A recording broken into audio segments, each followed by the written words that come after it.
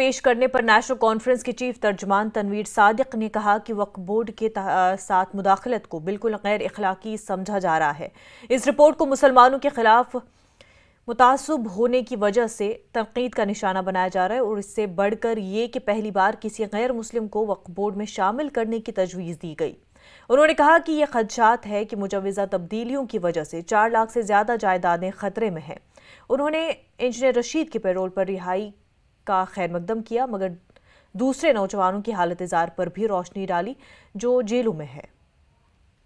Report एक गई, आज राज्यसभा में काफी ज्यादा डिबेट हुआ। ऑपोजिशन के लीडर मल्लिकार्जुन खड़गे जो है उन्होंने कहा है कि फैब्रिकेटेड है, फेक है रिपोर्ट, क्योंकि 12 ऐसे डिसेंट नोट्स हमने भेजे थे इस रिपोर्ट के साथ जिन पे कहीं जिक्र ही नहीं हुआ है इस वक्त। देखिए, सबसे बड़ी बात है वक्फ बोर्ड इस मुल्क के मुसलमानों का अपना एक जरिया है और मुझे लगता है कि उसमें इंटरफेरेंस पहले ही गलत है।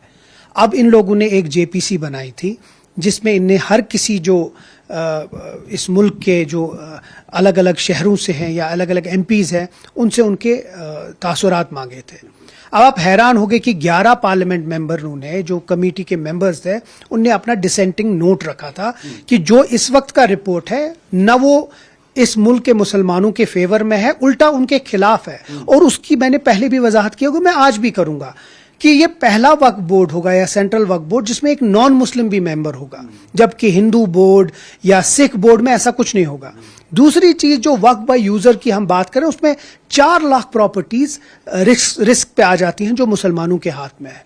तीसरा, आज एक कलेक्टर डिसाइड कर सकता है कि ये जो पीस ऑफ लैंड है ये गवर्नमेंट का है या ये वक्फ बोर्ड का है। अब आप खुद सोचिए, आप एक अफसर हैं और अफसर अपने ही डिपार्टमेंट के लिए अच्छा करेगा या किसी वक्फ बोर्ड के लिए करेगा।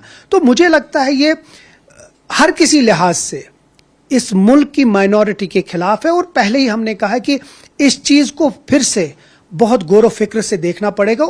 जिस फॉर्म में इस वक्त ये रिपोर्ट है वो हमें नामंजूर है।